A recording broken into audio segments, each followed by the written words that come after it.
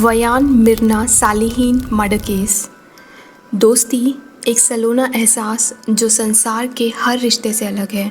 तमाम मौजूदा रिश्तों के बावजूद यह मीठा रिश्ता एक सत्य है।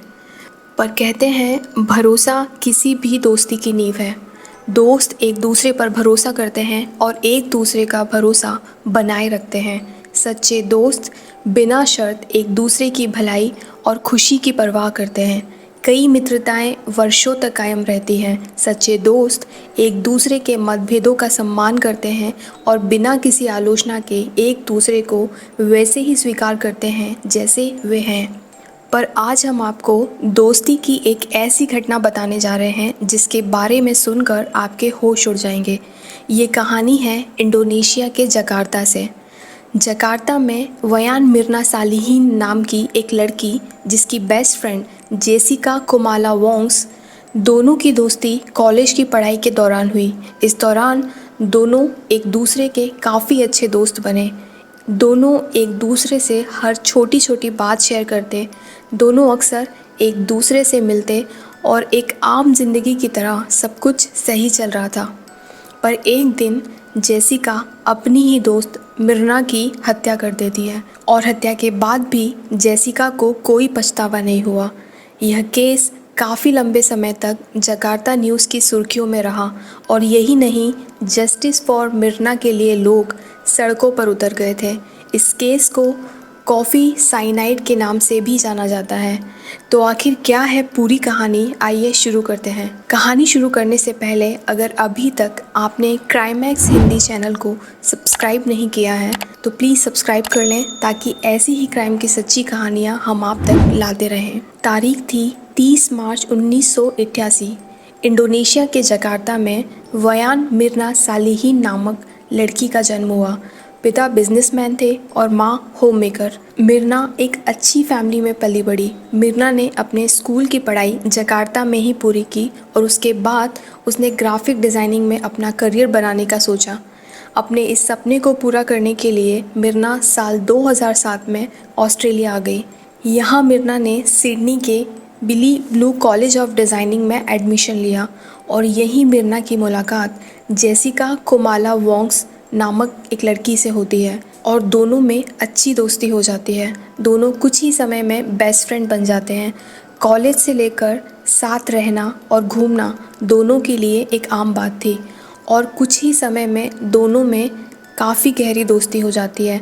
दरअसल जेसिका भी इंडोनेशिया की रहने वाली थी, इसीलिए दोनों की आपस में खूब पटने लगे। जेसिका भी मिर्ना की तरह काफ़ी अमीर फैमिली से ताल्लुक़ रखती थी। जेसिका और मिर्ना 4 साल तक एक ही साथ एक कॉलेज में पढ़े। इस दौरान दोनों एक दूसरे को काफ़ी अच्छे से जान चुके थे।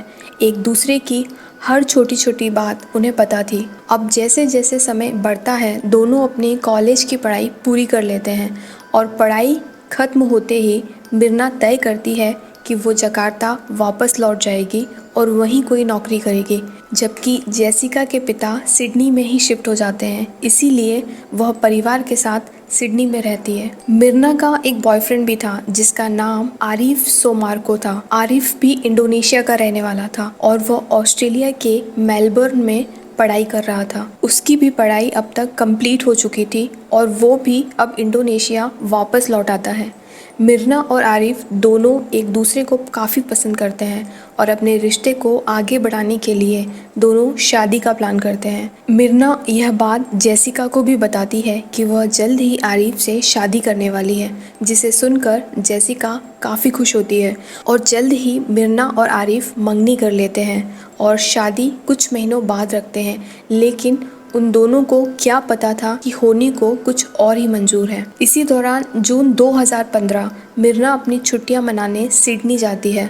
वह काफ़ी खुश थी क्योंकि काफ़ी समय बाद वो अपनी बेस्ट फ्रेंड जेसिका से मिलने वाली थी। उसने जेसिका को फ़ोन करके बताया कि वह सिडनी में है। यह सुनते ही जेसिका भी काफ़ी खुश होती है और दोनों एक रात मिलने का प्लान बनाते हैं। प्लान के मुताबिक दोनों एक रेस्टोरेंट में मिले बातों का सिलसिला शुरू हुआ। मिर्ना ने जेसिका से पूछा कि उसकी लाइफ कैसी चल रही है। जेसिका ने तब मिर्ना को बताया कि वह पैट्रिक नाम के एक लड़के को डेट कर रही है। पैट्रिक का नाम सुनते ही मिर्ना चौंक जाती है। दरअसल पैट्रिक उसकी कॉलेज में ही पढ़ता था और वह ड्रग्स एडिक्ट था। मिर्ना ने जेसिका से कहा कि वह पैट्रिक से दूर रहे क्योंकि वह अच्छा लड़का नहीं है। मिर्ना पैट्रिक को लेकर और भी कई बातें जेसिका को बताती है। जेसिका उस समय उसे कोई जवाब नहीं देती और चुपचाप वहाँ से उठकर चली जाती है। मिर्ना समझ जाती है कि जेसिका को उसकी बातें पसंद नहीं आई, लेकिन वो ये भी जानती है कि जो कुछ भी उसने कहा वो जेसिका के भले के लिए कहा। इसके बाद मिर्ना वापस इंडोनेशिया लौट आती है और 5 महीने बाद यानी नवंबर 2015 को मिर्ना और आरिफ शादी कर लेते हैं। मिर्ना अपनी शादी में जेसिका को इनवाइट नहीं करती और जब आरिफ ने इसका कारण पूछा तो बताती है कि जेसिका अब पहले जैसी नहीं रही। मैंने उसका भला चाहा लेकिन वो मेरी बातों को गलत समझती है। जहाँ एक तरफ शादी के बाद मिर्ना की ज़िंदगी तो अच्छी चल रही थी, तो वहीं दूसरी तरफ जेसिका की ज़िंदगी उसके पलट थी। दरअसल मिर्ना की बातों का उस पर इतना असर हुआ था कि पैट्रिक से लड़ने झगड़ने लगी थी। उसे शराब की लत लग गई थी। पैट्रिक और जेसिका में इतनी लड़ाइयाँ होने लगी कि एक दिन पैट्रिक उसे छोड़कर हमेशा के लिए कहीं और चला गया और जेसिका इस कारण काफ़ी तनाव में रहने लगी और उसका शराब पीना और ज़्यादा बढ़ गया। इस कारण कंपनी ने भी जेसिका को नौकरी से निकाल दिया और जेसिका के पास अब ना तो नौकरी थी और ना ही उसका बॉयफ्रेंड। वह कुछ समय अपने घर में ही रही और उसके बाद उसने तय किया कि वो इंडोनेशिया जाएगी। वो मिर्ना से मिलने की कोशिश करती है, उसे मैसेज भेजती है और सब कुछ ठीक करने की कोशिश करती है। उसे बार बार मैसेज भेजती है, जिसके बाद मिर्ना जेसिका से मिलने के लिए तैयार हो जाती है और तारीख 12 दिसंबर 2015 को मिर्ना अपने पति आरिफ के साथ जेसिका से मिलने एक रेस्टोरेंट पहुंचती है। वहां मिलकर दोनों काफ़ी बातचीत करते हैं और तभी जेसिका को पता चलता है कि मिर्ना ने शादी कर ली है। इधर वो भी पैट्रिक से ब्रेकअप की बात वो मिर्ना को बताती है। यह सुनते ही मिर्ना को जेसिका के लिए काफ़ी बुरा लगता है। अब दोबारा दोनों के बीच चीज़ें नॉर्मल होने लगती हैं। तारीख थी 6 दिसंबर 2016। जेसिका मिर्ना को एक रेस्टोरेंट में मिलने के लिए बुलाती है। वो खुद तय समय से पहले ही रेस्टोरेंट में आ जाती है। उन लोगों के लिए आइस कॉफ़ी ऑर्डर कर देती है और उसके आने के पहले ही दरअसल मिर्ना अपनी 2 और दोस्तों हनी और वीरा के साथ रेस्टोरेंट जाती है। जब तीनों वहाँ पहुँचते हैं तो उन्होंने देखा कि वहाँ पहले ही कॉफ़ी रखी है और जेसिका खुद उन्हें वो कॉफ़ी देती है। लेकिन जैसे ही मिर्ना कॉफ़ी पीती है उसे चक्कर आने लगते हैं और वो वहीं गिर जाती है। मिर्ना को तुरंत नज़दीकी हॉस्पिटल ले जाया जाता है, जहां उसकी मौत हो जाती है।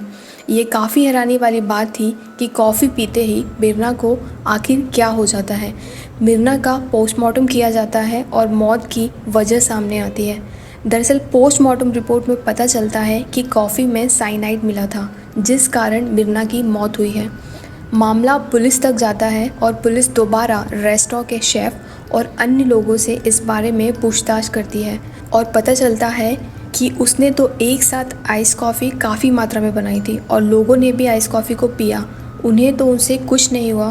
फिर पुलिस रेस्टोरेंट में लगे सीसीटीवी फुटेज को खंगालती है। सीसीटीवी फुटेज में उन्हें जेसिका की हरकतों पर शक हुआ। फिर जब उन्होंने जेसिका से सख्ती से पूछताछ की तो उसने अपना जुर्म कबूल लिया। उसने बताया कि वो मिर्ना से बदला लेना चाहती थी।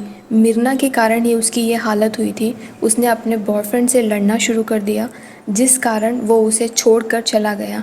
फिर उसे शराब की आदत लग गई और उसकी नौकरी भी चली गई। इन सब के लिए जेसिका मिर्ना को ही कसूरवार ठहरा रही थी।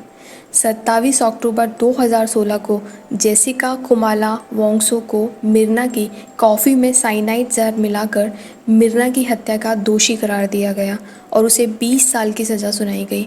फिलहाल जेसिका जेल में है और अपनी सज़ा काट रही है। दोस्ती में हम अक्सर एक दूसरे को समझाइश देते हैं, पर उसका इतना भयानक परिणाम हो सकता है ये हमने कभी नहीं सोचा था। आप इस कहानी पर क्या सोचते हैं हमें कमेंट करके ज़रूर बताइए। जल्दी ही मिलते हैं एक नई कहानी के साथ।